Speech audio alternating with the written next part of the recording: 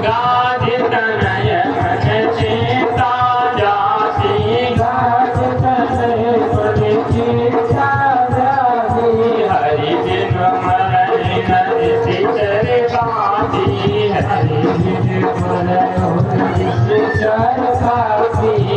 विश्वामित्र महामुनि ज्ञानी, विश्वामित्र महामुनि ज्ञानी।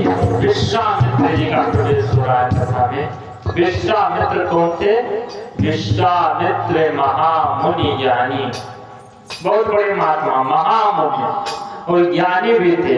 बड़ा सुंदर आश्रम बनाए, उसी आश्रम में रहते थे। वर्षा यही विभिन्न शुभ आश्रम जानी। यही बिहार के बक्सर जिले में विश्वामित्र जी का आश्रम था और उसी बिहार के बक्सर जिले में आश्रम बनाकर जंगल में रहा करते थे।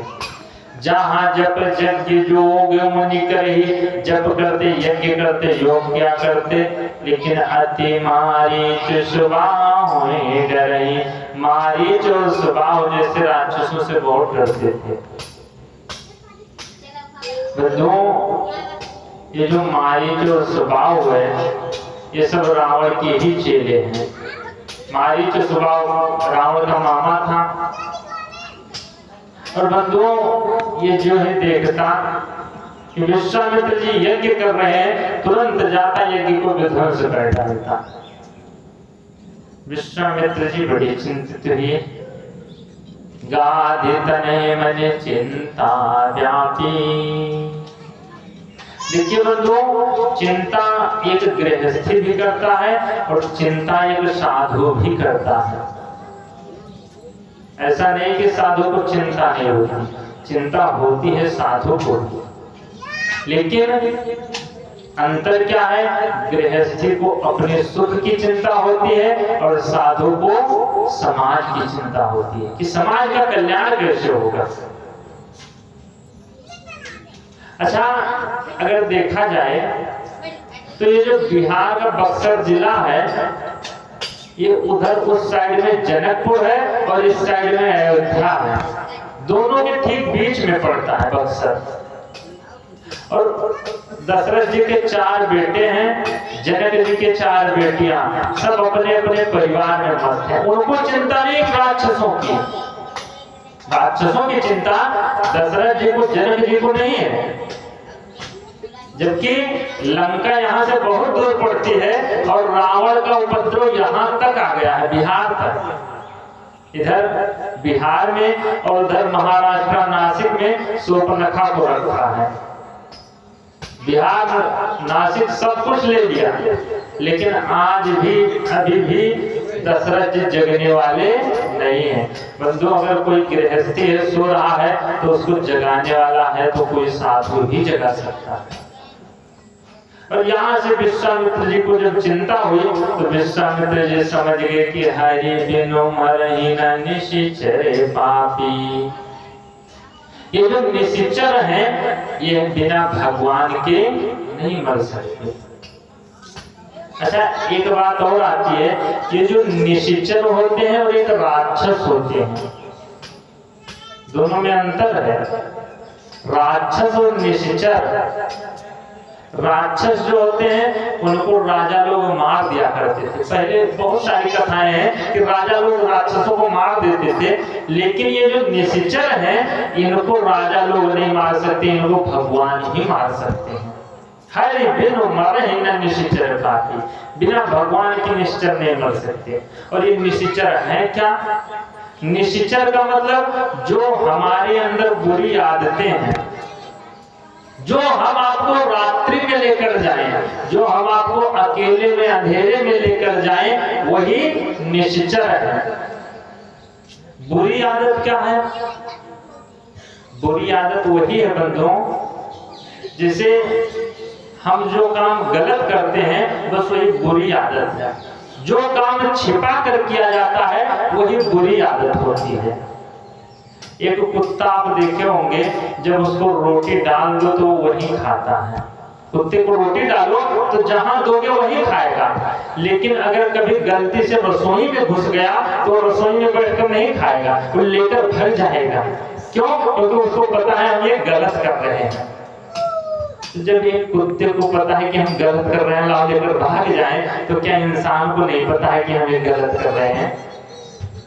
तो वही बुरी आदत जो हम आप छिपा कर करते हो, और ये बुरी आदत जो है हमारे जीवन की, ये भगवान ही मिटा सकते हैं, दूसरा मिटाने वाला कोई नहीं। मन में विचार करने लगे कि भगवान कहाँ मिलेंगे, तो भगवान ने प्रेरणा दिया कि हम तो दशरथ जी के यहाँ आ गए। प्रभु अवतरो हर नहीं भारा। विश्वामित्र जी सोचने लगे कि जिस भगवान को पाने के लिए हम साधु बन गए, आज वही भगवान एक राजा के यहाँ पहुंच गए। हम तो राजपाट छोड़ दिए और भगवान साधु को न मिलकर राजा के यहाँ पहुंच गए। यहाँ से विश्वामित्र जी निकल लिए, चल दिए भगवान को पाने के लिए, और मन में यही सोचते जा रहे हैं कि जिस भगवान को पाने के लिए हम मखमल के गद्दे त्याग कर यहाँ उसकी चटाई पर सो रहे हैं, वही भगवान आज मखमल के गद्दे पर सो रहे हैं। जिस भगवान को पाने के लिए हम घर छोड़कर यहाँ वन में आए, वही भगवान आज गृहस्थी के घर पहुंच गए। धन्यो गृहस्थाश्रम, गृहस्थाश्रम धन्य है जहाँ भगवान पहले पहुंचे। बंधुओं, सबसे बड़ा आश्रम गृहस्थ आश्रम माना गया, संन्यास आश्रम को गृहस्थ नहीं माना गया। सबसे बड़ा आश्रम गृहस्थ आश्रम, क्योंकि भगवान अगर मिलते हैं तो गृहस्थी को पहले मिले हैं, साधु को बाद में मिले। लेकिन बंधुओं, गृहस्थी कहते किसे हैं? जो आजकल हम लोग जीवन जी रहे हैं, इसको गृहस्थी नहीं कहा जाता। कि कोई साधु पहुंच जाए तो दरवाजा पहले बंद कर ले कि कहीं कुछ मांग ना ले, इसको गृहस्थी नहीं कहा जाता। अपना बाल बच्चा पैदा करो, उसी का पालन पोषण करो, कहते हम तो गृहस्थी है, साधु से बड़े हैं, साधु को क्यों माने?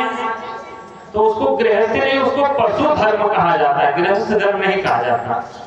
गृहस्थ धर्म तो उसको कहा जाता है कि जिस दरवाजे पर कोई अतिथि पहुंच जाए, भूखा न जाए, बिना रोटी पाए ना जाए, बिना भिक्षा पाए ना जाए कोई साधु, उसको कहा जाता है गृहस्थ आश्रम। आजकल की क्या दशा है बंधुओं, किसी के दरवाजे पर पहुंच जाओ तो पहले ही सोच लेता है कि बाबा आए कुछ मांगने, और अगर बोल दो मैया हम मांगने नहीं आए, हम तो कथा करने आए, आना कथा सुनने, तो बोलेगी बाबा बहुत बढ़िया है, हम कथा सुनने आए हैं, आप लोग आए ठीक है। और अगर कहीं कुछ मांगने पहुंच जाओ तो पड़ोसी से मुंह पर ही कह देती है ऐसे ऐसे बाबा बहुत चल गए मांगते खाने वाले। तो बंधुओं, इसको पशु धर्म कहा जाता है, इसको गृहस्थ धर्म नहीं कहा जाता। गृहस्थ धर्म उसको कहा जाता है कि जहाँ अतिथि पहुंच जाए और निराश ना होकर लौटे। पहले हम आपके यहाँ जब कोई घर बनवाता था तो उसमें लिख देता था कि अतिथि देवो भव, अतिथि ही हमारे देवता हैं। हाँ, जब थोड़ा समय और नजदीक आया तो सब उसको हटाकर लिखने लगे स्वागतम, पढ़े लिखे लोग वेलकम। और बंधुओं, आज की क्या दशा है, आज ना तो अतिथि देवो भव ना तो स्वागतम, आज लिख देते हैं कुत्ते से सावधान। हालांकि रहते उसमें आदमी है, लेकिन लिखेंगे कुत्ते से सावधान, मतलब उनका जीवन ही कुत्तों जैसा हो गया, इसीलिए लिख देंगे सावधान रहना। तो बंधुओं, आजकल उसको गृहस्थ धर्म नहीं, उसको पशु धर्म कहा जाता है। और यहाँ दशरथ जी के यहाँ विश्वामित्र जी यही सोचते सोचते पहुंच गए, और जो ही पहुंचे दशरथ जी के यहाँ, दशरथ जी बैठे हुए थे, जो ही देखे विश्वामित्र जी को तुरंत दौड़ते दौड़ते गए, करी दंडवत मुनि शनिवानी, निज आसन बैठानी। दशरथ जी गए, उनको लेकर आए और निज आसन, अपने आसन पर बैठाए। वैसे बंधुओं, अगर देखा जाए तो किसी को भी अपने आसन पर नहीं बैठने देते राजा लोग, राज गद्दे पर किसी को नहीं बैठाते। लेकिन यहाँ दशरथ जी विश्वामित्र जी को निज आसन, अपने आसन पर बिठाए। क्यों? क्योंकि दशरथ जी के समझ में तुरंत आ गया, दशरथ जी डरकर इनको अपने आसन पर बिठा दिए। एक बार की घटना, राजा हरिश्चंद्र जी थे तो यही विश्वामित्र राजपाट लेने के लिए पहुंच गए थे, और उनकी जो बुरी दशा किए थे राजगद्दी लेने के लिए, कि उनको बेचारे को डोम के यहाँ नौकरी भी करना पड़ा केवल राजगद्दी लेने के लिए। और जो ही विश्वामित्र जी पहुंचे, दशरथ जी तुरंत अपना आसन दे दिए। महाराज ये जो आसन है ये पहले ही आप ले लीजिए, इसके आगे अब कुछ मत कहिएगा। और अपना आसन देकर वहां से गए, चरण धुले, चरण पखारे, कीने ती पूजा, मौसम आज धन्य नहीं दूजा। दशरथ जी को अपने सराहना करने लगे कि हमारे समान कोई धन्य नहीं। बंधुओं, अगर कोई दरवाजे पर साधु पहुंच जाए तो ये समझ जाना चाहिए कि हमसे ज्यादा भाग्यशाली इस संसार में कोई नहीं है कि हमारे यहाँ कुछ साधु पहुंच गया। विविध भांति भोजन करवावा, खूब लाए 56 भोग रखे। विश्वामित्र जी भोजन किए, बड़े प्रसन्न हुए। चारों बेटों को लाए, विश्वामित्र जी को प्रणाम किए, पुण्य चरणन में लिए सुतचारी। राम देख मुनि देह विसारी, राम जी को देखकर अपने शरीर की सुधबुद्धि खो बैठे। राम जी को देखे तो एकटक देखते रहे। और जब विश्वामित्र जी राम जी को देखते रहे तो दशरथ जी लगे घबराने कि अगर ये देख रहे हैं तो कुछ गड़बड़ न कर दे। एक बार हरिश्चंद्र जी की तरफ दृष्टि पड़ी थी और आज रामचंद्र जी की तरफ दृष्टि पड़ गई। दशरथ जी बहुत परेशान। दशरथ जी पूछने लगे, महाराज पहले आप उधर मत देखो, पहले आप इधर देखो, ये बताओ कहीं कारण है आगमन तुम्हारा, आपके आने का प्रयोजन क्या है। विश्वामित्र जी ने कहा, ये बताओ प्रयोजन जानकर पूरा करोगे।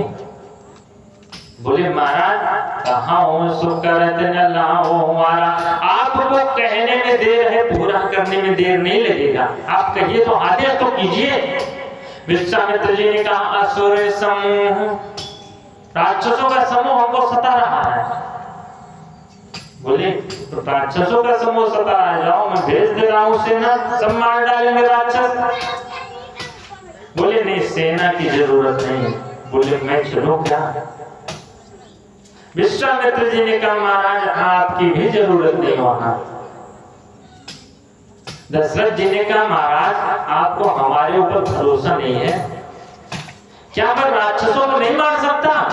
मैं तो देवलोक में जाता रहता हूँ राक्षसों को मारने के लिए, इंद्र बुलाते हैं, और क्या मैं यहाँ पृथ्वी लोक के राक्षसों को नहीं मार सकता।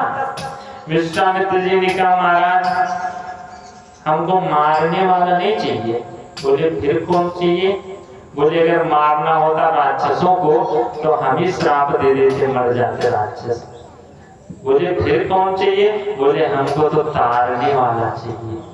बोले, तारने वाला हमारे यहाँ कौन है। विश्वामित्र जी ने कहा, अनुजे समेत देहो रघुनाथा, अनुजे समेत देहो रघुनाथा, निश्चय बदे मैं हो विश्वनाथा, निश्चय बदे मैं हो विश्वनाथा। विश्वामित्र जी ने कहा, अनुजे समेत, भाई समेत, छोटे भाई समेत राम जी को दे दो। लक्ष्मण जी राम जी दोनों को मांग रहे हैं। दशरथ जी ने कहा, महाराज जब काम एक ही है तो हमारा एक बेटा तो पर्याप्त है राक्षसों को मारने में, तुम दोनों बेटों को ले जाकर क्या करोगे। विश्वामित्र जी ने कहा, महाराज दो काम है। बोले, कौन कौन सा। बोले, निश्चय वध, राक्षसों को मारना है, और मैं हो सनाथा, मैं सनाथ हो जाऊंगा। बोले, सनाथ, अभी क्या अनाथ है।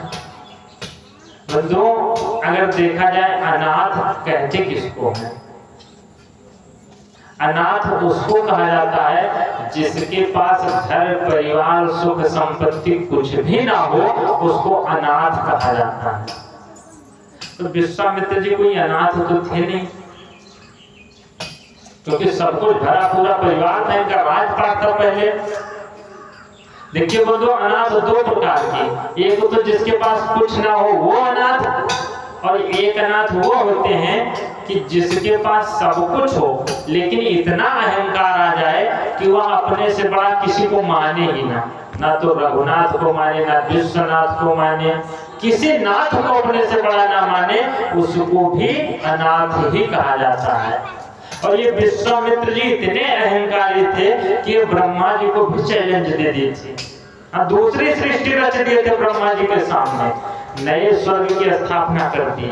इतने अहंकारी निकले कि त्रिशंकु महाराज को सशरीर ऊपर आसमान में भेज दिए, जाओ स्वर्ग में सशरीर। अब जब वो बेचारे जाने लगे तो ऊपर ही लटक गए। तो इनके अंदर अहंकार की कमी तो थी नहीं, इसीलिए ये कह रहे महाराज मैं अनाथ हूँ, और अगर राम जी को दे दोगे तो लक्ष्मण जी तो राक्षसों को मार देंगे और राम जी रहेंगे तो मैं सनाथ हो जाऊंगा। जग मोह सखा निशाचर जेते लक्ष्मण हनई निमिष होते थे। जगत के राक्षसों को लक्ष्मण जी मार देंगे और राम जी रहेंगे तो मैं सनाथ हो जाऊंगा। और जो ही दशरथ जी सुने, दशरथ जी बड़े परेशान। दशरथ जी ने कहा महाराज आपने मांगा तो लेकिन सोच समझ कर नहीं मांगी। चौथे पन पायो सुत चारी और विप्र वचन नहीं कहूं विचारी। मैं चौथे पन में ये बालकों को पाया हूं और आपको कम से कम विचार कर लेना चाहिए। आप जो मांगो मैं दे दूंगा, आप सुख संपत्ति जो मांगो मैं सब दे दूंगा, लेकिन संतति मत मांगो, बालक को मत मांगो। मांगो भूमि जमीन मांगो तो मैं पूरे राजपाट की जमीन दे दूं, देन अगर गाय मांगो गाय मैं दे दूंगा, धन मांगो मैं धन दे सकता हूँ, पोष मांगो पूरा खजाना लुटा सकता हूँ आपको, यहाँ तक कि सारे बस देऊं आज सहरोसा, मैं आपको सब कुछ दे सकता हूँ। देह प्राण दे प्रिय कछु नाही, यहाँ तक कि शरीर और प्राण से प्रिय कुछ नहीं है, लेकिन आप वो भी मांगो तो वो भी आपके लिए हाजिर है, लेकिन बालकों को मत मांगो। राम देत नहीं बनी कृष्ण।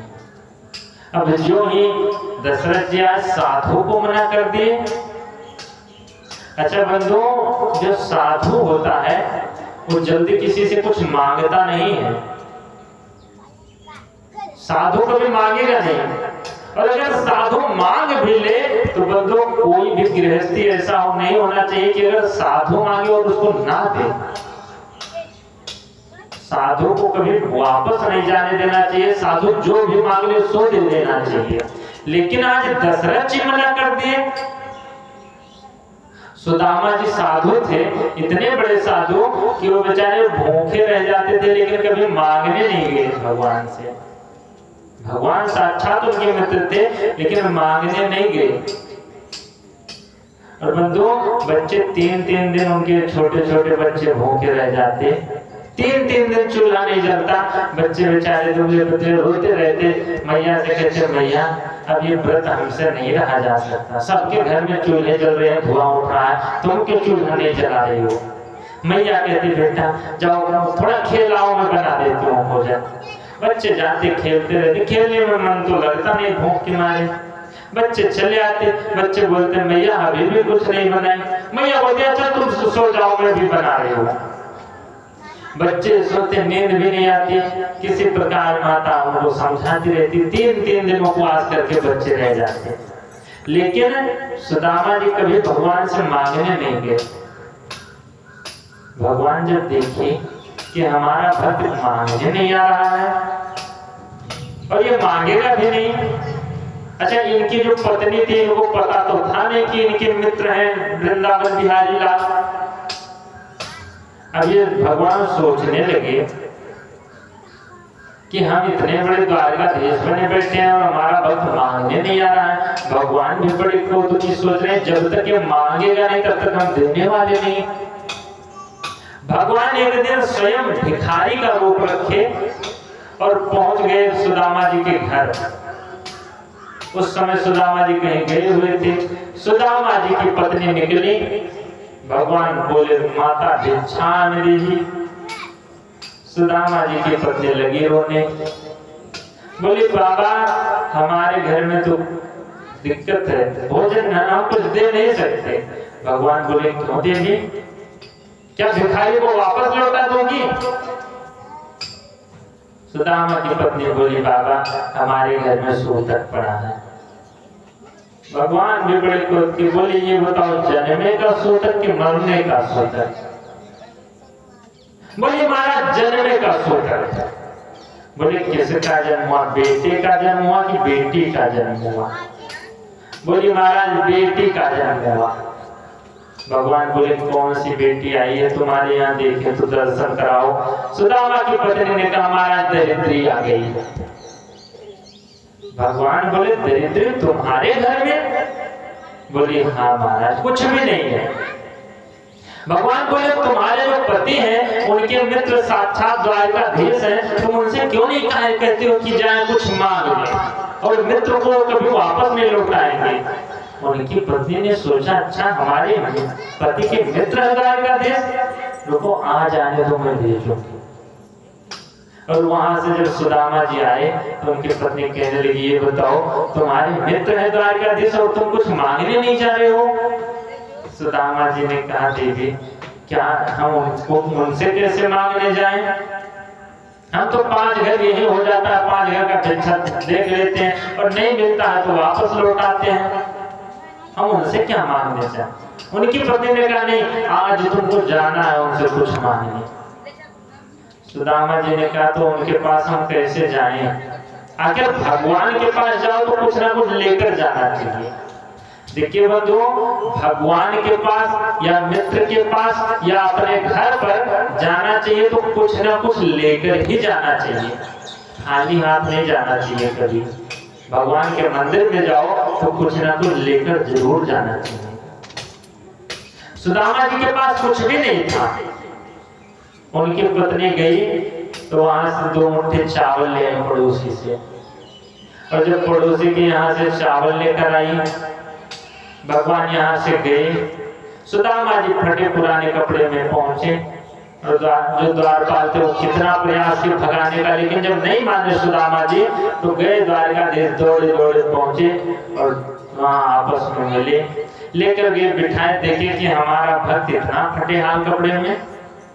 भगवान माता रुक्मणी से बोले मैं ऐसा करो देवी तुम जाओ इनके कपड़े ले जाओ धोकर रख दो, और जो रत्न जड़ित कपड़े हैं वो लाकर पहना दो।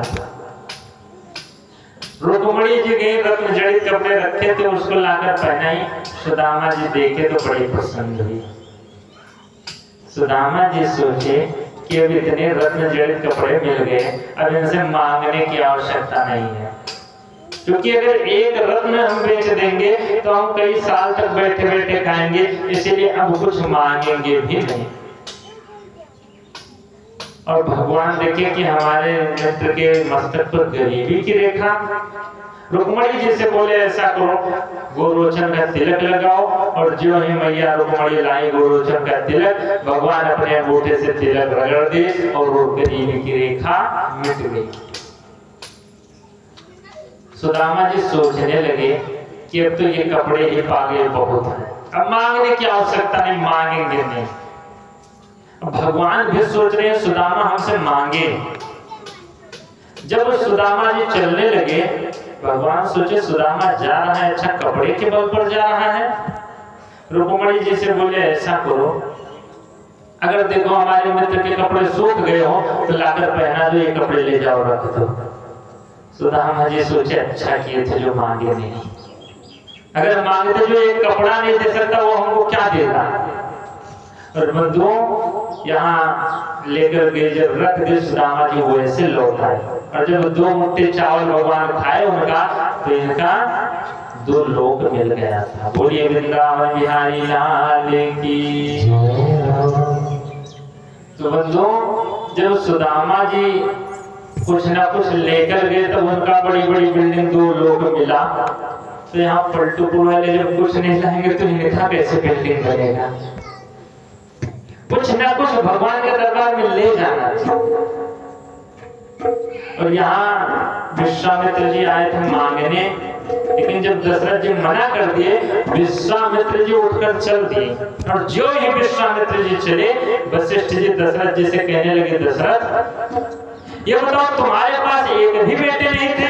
दशरथ जी ने कहा महाराज एक भी नहीं थे। बोले 4 कैसे हो गए? दशरथ जी ने कहा महाराज मैं आपके पास गया और आप श्रृंगी ऋषि को बुलाए और यज्ञ कराए, उसी यज्ञ भगवान की कृपा से हमारे 4 बेटे हो गए। वशिष्ठ जी ने कहा जिस यज्ञ भगवान की कृपा से आपके 4 बेटे हुए, क्या आप उसी यज्ञ भगवान के रक्षा के लिए 2 को नहीं दे सकते? दशरथ जी ने कहा महाराज अब आप कह रहे हो तो देना ही पड़ेगा। और यहाँ से दोनों भाइयों का हाथ पकड़े, विश्वामित्र जी के हाथ में पकड़ा दे, मेरे प्राणनाथ तो सुत लो, तुम मुनि पिता नहीं को, आज से तुम्हें इनके पिता और दूसरा कोई नहीं। विश्वामित्र जी वहां से चलने लगे तो नजरों से बात की वशिष्ठ जी से कि महाराज हम आपके जैसा बनने के लिए कितना कितना कर्म नहीं किए, सब कुछ आपके जैसा भेष बना लिए, आपके जैसी विद्या ले लिए, सब कुछ किया, आपके जैसा आश्रम बनाकर कुटिया छाकर रहने लगे, लेकिन आपके जैसा आज भी नहीं बन पाए। क्योंकि राम जी को पाने के लिए जब आपने इशारा किया तभी मिल पाए राम जी। अर्थात बंधुओं कथा कहती है कि कितने भी बड़े साधु बन जाओ, जब तक गुरु इशारा नहीं करता तब तक भगवान मिलने वाले नहीं है।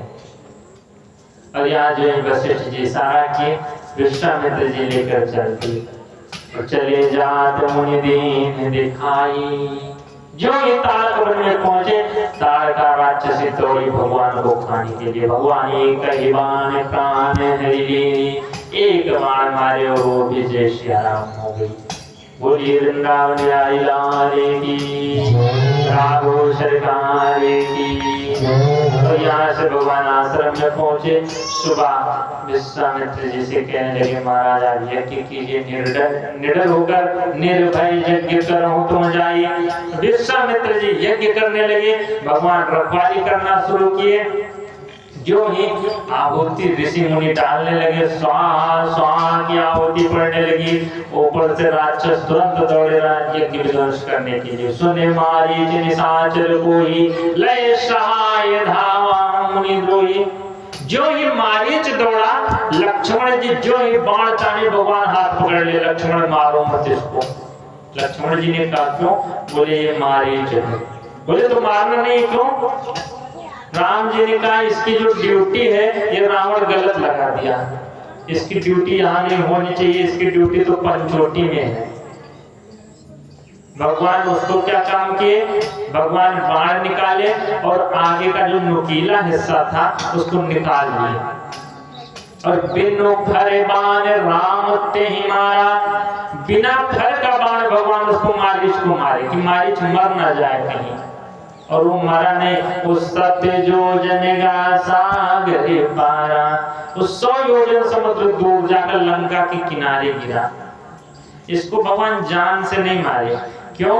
क्योंकि बंधु इसका अभी आगे काम लगेगा, यही तो सोने का मृग बनना है इसको, इसीलिए भगवान इसको फिर तुम जाओ वहीं बैठे रहो, जब तुमको बुलाया जाएगा तब आना। और यहाँ से मारे इसको उधर भेजे। बाकी जितने राक्षस थे पावक सर सुबाहु को निमारा, अनुज निशाचर कटुक संगारा, पूरे राक्षसों को मार दिए। मारिए सुरद्विज निर्भयकारी, स्तुति करहि देव मुनि जारी। देवता सब स्तुति गाए। भगवान वहाँ कुछ दिन तक रहे। कुछ दिन बाद विश्वामित्र जी से कहने लगी महाराज जिस यज्ञ भगवान की रक्षा के लिए आप लाए थे वो यज्ञ तो हो गई, अब ले चलो हमको कराओ। फिर राजभवन में विश्वामित्र जी ने कहा बेटा अभी एक यज्ञ और बची है। राम जी ने कहा तो कौन सी बची है? बोले धनुष यज्ञ। बोले धनुष यज्ञ वो कहाँ होगी? बोले वो यहाँ नहीं, वो तो मिथिला में करनी है, तुमको ही वो भी सफल करनी है। और यहाँ से धनुष यज्ञ सुने रघुकुल नाथा, धनुष यज्ञ सुने रघुकुल नाथा, हर्ष चले मुनिवर की शाखा, हर्ष चले मुनिवर की शाखा, आश्रम एक दीघ मग माही,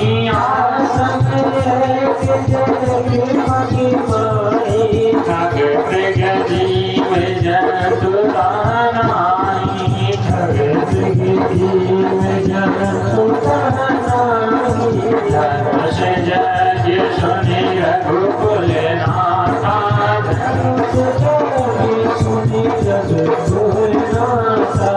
भगवान धनुष यज्ञ सुनि रघुकुल नाथा धनुष यज्ञ सुनकर यहाँ से आगे बढ़े हर्षी चली मुनिवर के साथ बड़े प्रसन्न होकर चले। भगवान प्रसन्न होकर चले क्यों? क्योंकि ससुराल जा रहे हैं। अच्छा, पहली बार कोई ससुराल जाता है तो प्रसन्नता तो होती ही है।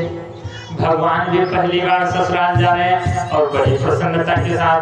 लेकिन रास्ते में एक घटना घटती है। एक आश्रम दिखाई पड़ा। आश्रम तो ऐसे बहुत सारे थे, लेकिन ये बड़ा विचित्र आश्रम। आश्रम एक दीख मगमाई खग मृग जीव जंतु तानाहि। ऐसा आश्रम है कि जहाँ एक भी पशु पक्षी नहीं दिखाई पड़ी। एक पत्थर की शिला मानव रूप में पड़ी हुई थी, वही पत्थर की शिला भगवान देखे। और अगर पेड़ भी थे तो उनमें पत्तियां नहीं फूट पड़े हुए थे, एक भी लताएं नहीं पेड़ों पर। भगवान देखकर पूछने लगे, महाराज गुरुदेव ये कैसा आश्रम है? पूछा मुनि शिला प्रभु देखी। भगवान शिला को देखकर पूछने लगे कि पत्थर की शिला कैसी पड़ी है मानव रूप में? और यहाँ सकल कथा मुनि कहा विषय की। विश्वामित्र जी ने पूरी कथा सुनाई अहिल्या जी की। अब कौन सी कथा सुनाई ये तुलसीदास जी ने लिखी है। तो तुलसीदास जी यहाँ अहिल्या जी की कथा को नहीं लिखे, सकल कथा मुनि कहा विषय की। क्यों नहीं लिखे? क्योंकि तुलसीदास जी कहते हैं कि जिस बात को प्रकट करने से किसी के कलंक का दाग उभर जाए वहां मौन ही हो जाना चाहिए। यहाँ तुलसीदास जी मौन होकर और केवल इतना बताए कि गौतम नारी श्राप बसे उपल देह धरि धीर। गौतम जी की पत्नी अहिल्या जी जो कि श्राप के कारण पत्थर की हो गई। भगवान ने कहा तो महाराज जी कब तक रहेंगे? विश्वामित्र जी ने कहा बस तब तक रहेंगे केवल जब तक चरण कमल रज चाहती कृपा करो रघुवीर। आपके चरणों की रज चाहते कृपा कीजिए। और यहाँ भगवान चरण उठाए और अहिल्या जी को स्पर्श कराए। अरे सतपद पावन शोक न सावन प्रगट भई तब पुंज सही। अहिल्या जी प्रकट हो गई और भगवान की स्तुति गाई। भगवान अहिल्या जी का उद्धार करके आगे बढ़े, गंगा जी के किनारे पहुंचे, गंगा जी की अवतरण की कथा सुने, स्नान किए और यहाँ से सीधा भगवान पहुंचे मिथिला नगर में। जो ही जनक जी को पता चला कि आज हमारे यहाँ विश्वामित्र जी आए हैं, विश्वामित्र महामुनि आए, विश्वामित्र महामुनि आए, विश्वामित्र महामुनि आए, विश्वामित्र महामुनि आए। समाचार मिथिलापति पाए, समाचार मिथिलापति पाए। कीन प्रणाम चरण धरि माथा, कीन प्रणाम चरण धरि माथा। दीन आशीष मुदित मुनिनाथा, दीन आशीष मुनिनाथा। कुशल प्रश्न कहि बारहि बारा, कुशल प्रश्न कहि बारहि बारा। विश्वामित्र पहि पैठारा, विश्वामित्र पहि पैठारा। विश्वामित्र महामुनि आए।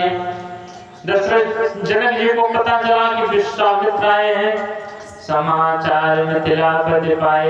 जो ही समाचार खबर मिली वहां से दौड़े दौड़े आए और चरण कीने प्रणाम चरण धरी माता, मस्तक रखकर चरणों में प्रणाम की विश्वामित्र जी के।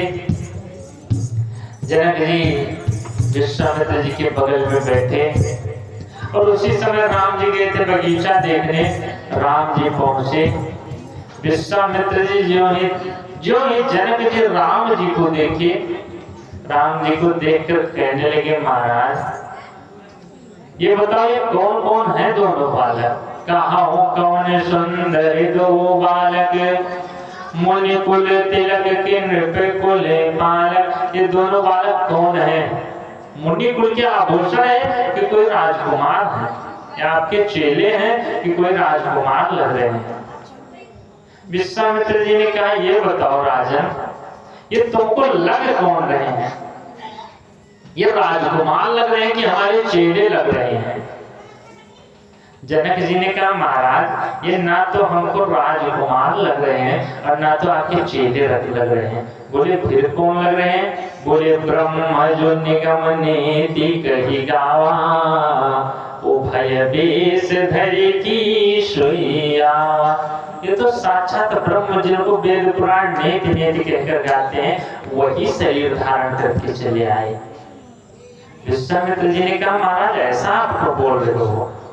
बोले तो महाराज इन्हें बिलोकत अति अनुरागा, इन्हें बिलोकत अति अनुरागा, इन्हें बिलोकत अति अनुरागा, इन्हें बिलोकत अति अनुरागा। बरे बसे ब्रह्म सुखै मनो जागा, बरे बसे मरते सुखै मनो जागा। इनको देखकर हमको अनुराग हो रहा है, हमारा जो मन है वो तो ब्रह्म सुख में लगा रहता है, लेकिन इनको देखने के बाद ब्रह्म सुख को छोड़कर इन्हीं में लग गया। इसीलिए ये बताओ कौन है? विश्वामित्र जी मन में मुस्कुराए और कहने लगे महाराज वचन तुम्हारे न हो ये लेगा, तुम्हारा वचन गलत नहीं, तुम सत्य कह रहे हो। और जो ही विश्वामित्र जी बता दे, राम जी मुस्कुरा कर इशारा कर दे गुरु जी सबको मत बताइए, नहीं नरलीला नहीं कर पाएंगे। तुरंत विश्वामित्र जी हंसकर कहने लगे कि रघुकुल मणि दशरथ के जाए, रघुकुल मणि दशरथ जी के बेटे हैं, मम हित लागी नरेश पठाए, हमारे हित के लिए दशरथ जी ने इनको भेजा। जनक जी ने कहा महाराज ते दोनों दशरथ जी के बेटे, आप तो साधु हैं, आपको जंगल में रहने की आदत है, और ये राजकुमार है, इनको आप यहाँ जंगल में मत लेकर रो, चलो भवन में लेकर। यहाँ से लेकर गए, बड़ा सुंदर भवन था, सुंदर सदन सुखद सविकाला, तहाँ बास ले दीन भुआला, और वहीं पर लेकर रहने लगे। यहाँ से लक्ष्मण जी सोचे कि चले थोड़ा नगर देख लें। अबे भगवान का तो खूब दर्शन किए, कम से कम भक्ति का नगर भी घूम लिया जाए। भगवान यहाँ से गुरु जी से आदेश लिए कि महाराज लक्ष्मण जी नगर को देखना चाहते हैं। यहाँ से लेकर चले दर्शन करने। जो ही नगर में प्रवेश किए भगवान, तो ये सब लोगों की भीड़ लग गई। देखने नगर भूप सुत आए, समाचार पुरवास ने पाए। समाचार मिला कि दो राजकुमार आए हैं, सुंदर सुंदर, सब दौड़े दौड़े धाई धाम काम सब त्यागी, मनोरंग निधि लूटने लागी। भगवान का दर्शन करने के लिए काम धाम सब छोड़कर धाई धाम काम सब त्यागी। बंधुओं कोई ये नहीं सोचा कि लोग काम निपटा ले फिर दर्शन कर ले। इस संसार में बंधुओं अगर कोई ये सोचे कि काम निपटा कर हम भगवान की कथा सुन ले, तो काम निपटा कर कोई कथा सुनने वाला नहीं है, क्योंकि काम से फुर्सत मिलने वाली ही नहीं है। अच्छा किसी का काम आज तक निपटा है? वो भी कथा सुनने आई है। बोलिए वृंदावन बिहारी लाल की।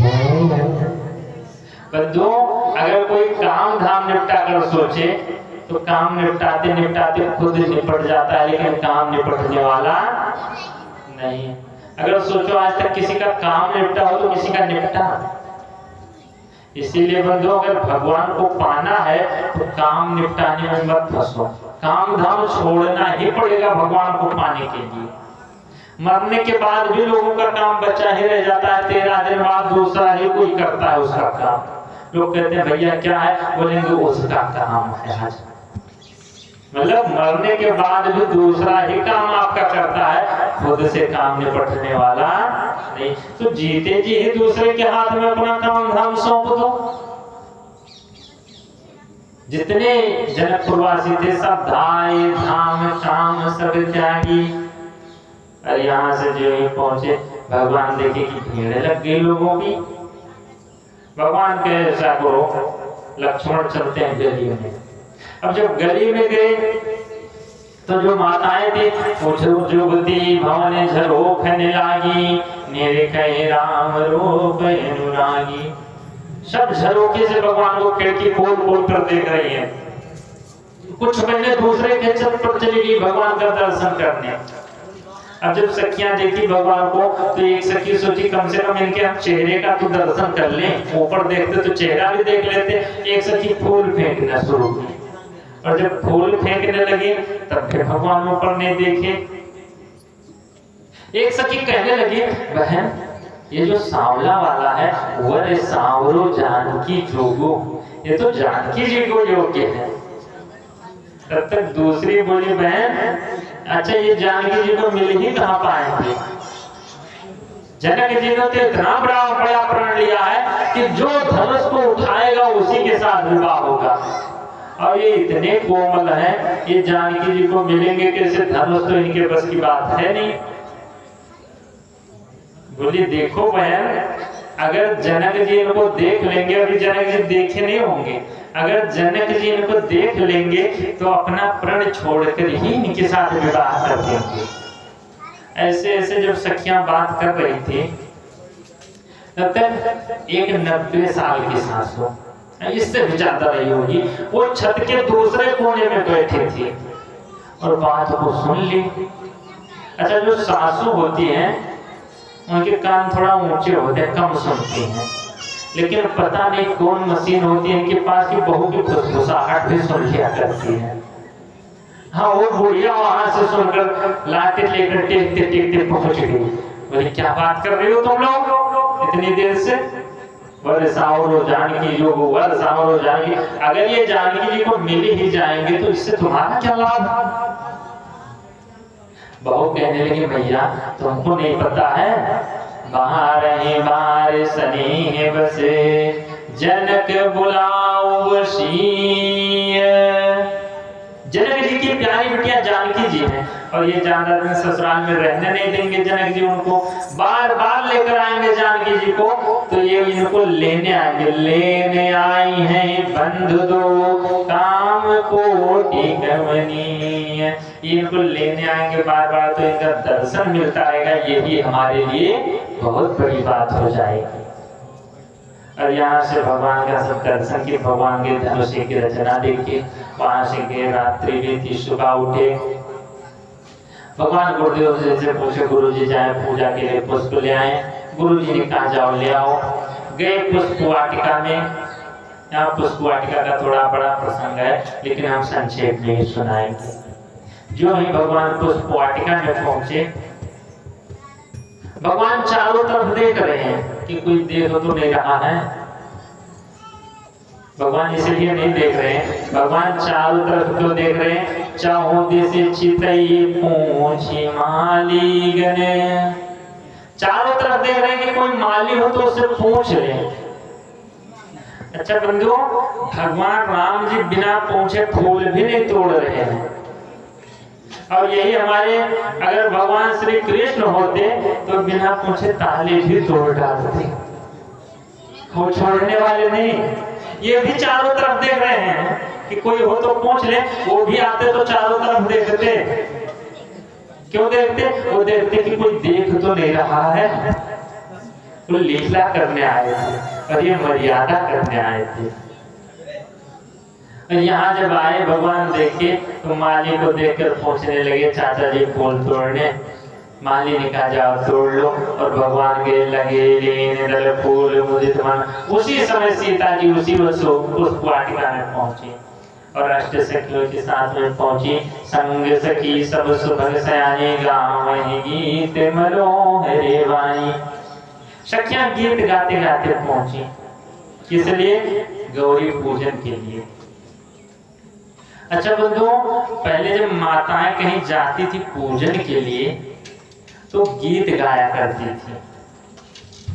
बूढ़ी माताओं को पता होगा, क्या आज भी गीत गाती हैं? देखिए बंधुओं, कहीं भी पूजन के लिए जाओ तो भगवान का भजन गाते ही जाना चाहिए, जिससे जो हमारा आपका मन संसार में लगा हुआ है, ये मन संसार से हटकर भगवान में लग जाए। इसीलिए गीत गाना चाहिए। लेकिन आजकल लोग भगवान में मन नहीं लगाते हैं, संसार में ही लगा रह जाता है, और जाएंगे जल्दी जल्दी भगवान का पूजा पाठ करके भागते चले आएंगे। यहाँ तक कि अगर कोई पूछ ले कि भगवान कौन सा वस्त्र पहने थे, किस कलर का, तो शायद है कि नहीं बता पाएंगे, क्योंकि उनका मन वहां लगता तो है नहीं। सीधा जाएंगे अगरबत्ती धूपबत्ती, उसी में अपना मन लगा रहता है कि कहीं बाहर कोई झोला ना उठा ले जाए, कहीं कोई चप्पल न चुरा ले। यहाँ तक कि हम देखें पहले माताएं जाती थी मंदिर तो अपना झोला वगैरह कुछ ना कुछ भूल ही जाती थी वहां से। अच्छा, आज की दशा अगर देखा जाए तो आजकल कोई अपना सामान भूलने वाली नहीं है। यहाँ तक कि पुजारी जी का लटो उठा लाएंगे। बंधुओं, पहले माताएं भजन गाती थी। आज अगर चली भी गई वहां टाइम भी मिल गया तो भगवान का भजन नहीं गाएंगे, आपस में बैठेंगे तो बातें ही शुरू कर दी। बहनी ये साड़ी कहाँ से लाई हो, तो बताएंगे इस मार्केट से, बोलेंगे हम भी उसी में रुके जाएंगे। आजकल मंदिरों में तो यही सब चर्चा है, भगवान की चर्चा ही नहीं। हम इसलिए बता रहे हैं कि आप लोग ऐसा मत कीजिएगा। हम जानते हैं कोई हमारी बात मानोगे तो नहीं, लेकिन हम बता दे रहे हैं कि भगवान के यहाँ जाएं तो भगवान पूछे तो कम से कम बताएं तो कि हम बता कर आए थे। नहीं, भगवान कहेंगे तुमको बिठा दिया वहां तो तुम बताए तो नहीं। इसीलिए बंधु जानते हैं मानने वाले तो कोई हो ना पलटू वाले, लेकिन बंधु जितना हो सके उतना मानना चाहिए।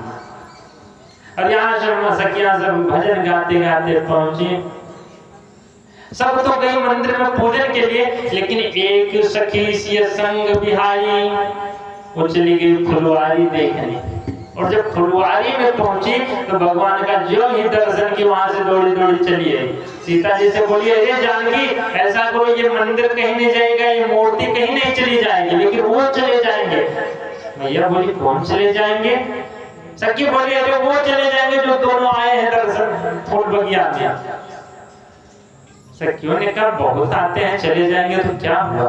बोली, अरे बड़े सुंदर सुंदर, उनका दर्शन नहीं की तो संसार में कुछ भी नहीं की।